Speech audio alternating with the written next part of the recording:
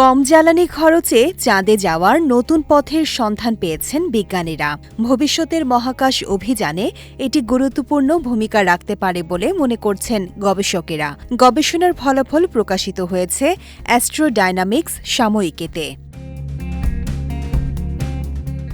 গবেষণায় theory of functional connections পদ্ধতি ও উন্নত কম্পিউটার মডেলিং ব্যবহার করে পৃথিবী থেকে চাঁদে যাওয়ার সম্ভাব্য বিভিন্ন পথ বিশ্লেষণ করা হয়।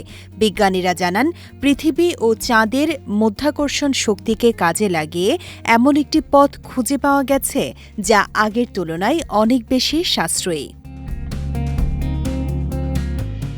মহাকাশ বিজ্ঞানে ভ্যারিয়েট বলতে এমন স্বাভাবিক গতিপথকে বোঝায় যার মাধ্যমে মহাকাশযান কম শক্তি ব্যবহার করে নির্দিষ্ট কক্ষপথে পৌঁছাতে পারে। এতদিন ধারণা ছিল পৃথিবীর কাছের দিক দিয়ে চাঁদের কক্ষপথে প্রবেশ করাই সবচেয়ে সহজ।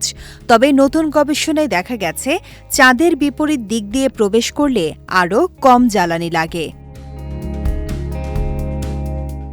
ব্রাজিলের ইউনিভার্সিটি অফ সাও পাওলোর বিজ্ঞানী ভিটর মার্টিন্স ডি অলিভেইরা বলেন, নতুন এই লুকানো পথ মহাকাশযানকে অতিরিক্ত মাধ্যাকর্ষণ ভিত্তিক চালিকা শক্তি দেয়।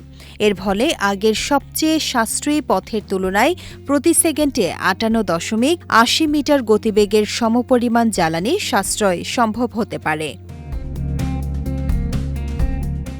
এছাড়া নতুন পথ ব্যবহার করলে মহাকাশযান পৃথিবীর সঙ্গে নিরবচ্ছিন্ন যোগাযোগ বজায় রাখতে পারবে। গবেষকদের মতে এটি ভবিষ্যতের চন্দ্র অভিযানকে আরও সাশ্রয়ী ও কার্যকর করে তুলবে। বিজয় টিভি নিউজ ডেস্ক।